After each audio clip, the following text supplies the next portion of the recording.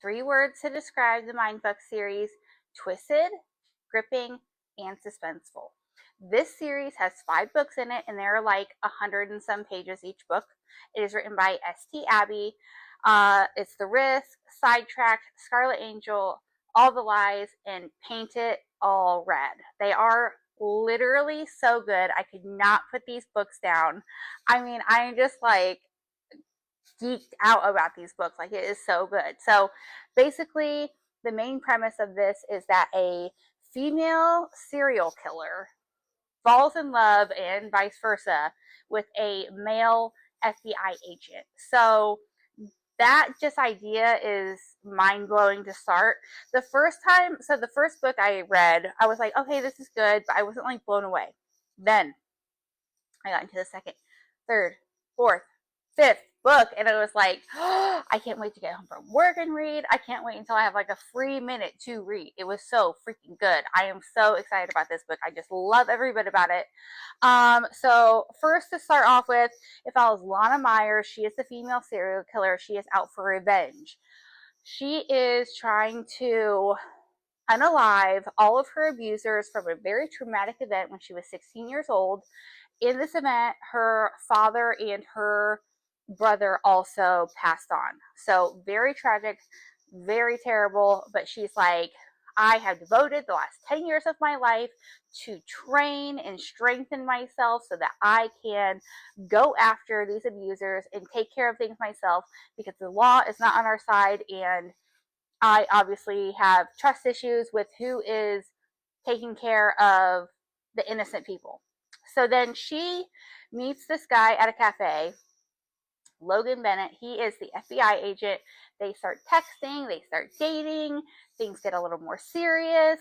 He has like a few questions, but otherwise he like basically thinks that she's perfect. He is out for justice. He has joined the FBI because he wanted to do what was right and take care of people and find answers for families. Like, he is just like this great golden retriever guy. You can't get enough of him. Logan Bennett is the best.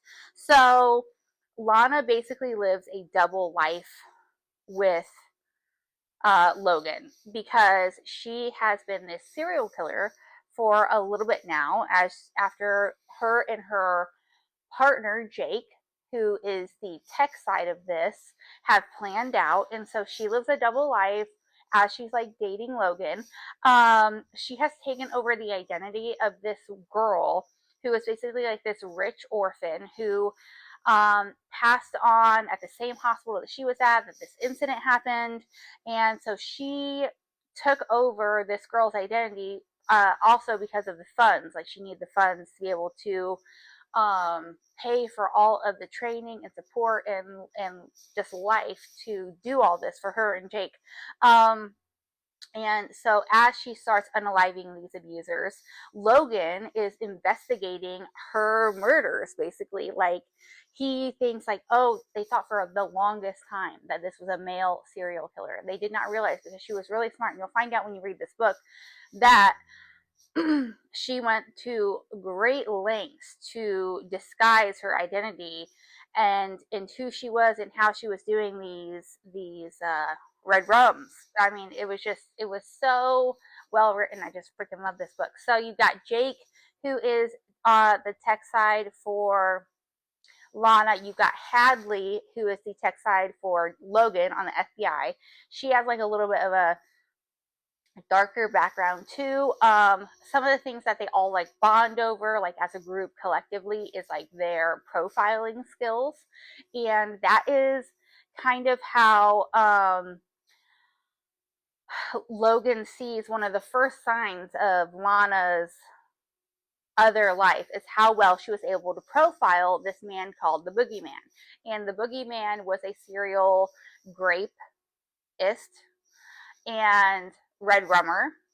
And so she was looking at the case after Logan like took the time to discuss it with her. And so she was talking about him with this case and realized like, oh, this girl can profile like really well, like maybe even better than I can. And so they all kind of like bonded over profiling. And then they especially bonded Hadley and Lana when Hadley realized that Lana unalived Hadley's stepfather, who had abused her. And there's a huge story with that, like major story with that is very, very gripping. And if I haven't mentioned, let me just pause to say, I should have said this in the beginning, trigger warning. I mean, there are so many trigger warnings in this book, like I don't even know if I could list them all, but please be aware, take care of your mental health, read the trigger warnings if you haven't. Please, please, please. I personally love this book, and I thought it was great, but it may really hurt other people to read, and rightfully so, because there have been terrible things that have been done to this character. So she takes care of Hadley's stepdad. There are other people that she's really out for. The sheriff and Johnson in her hometown of Delaney Grove. So there are a bunch of deputies that she needs to take care of because they're all corrupt and evil and hiding the evidence of what really happened to her father and how he was, what's the word, framed for a very horrible thing.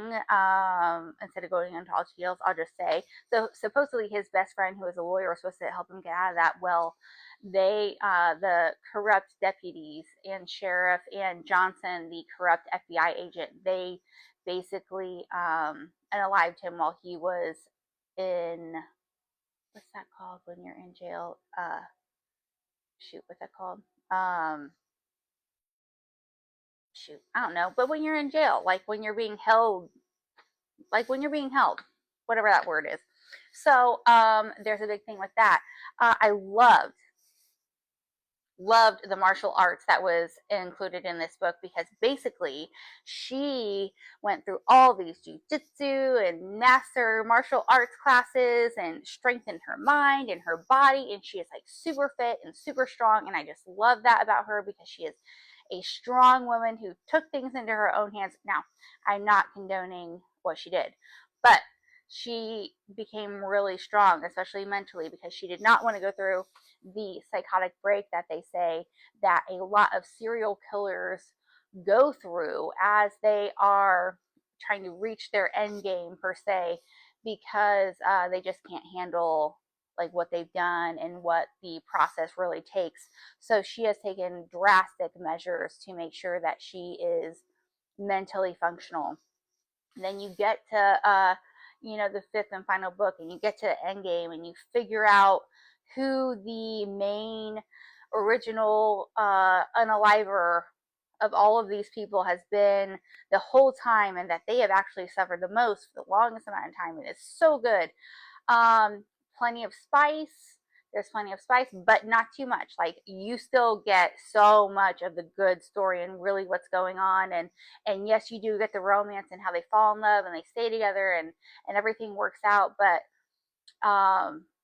it is just such a good book. Like, the series is so good. 5 out of 5, 10 out of 10, 100 out of 100. It is such a great book. I cannot say enough great things about this book.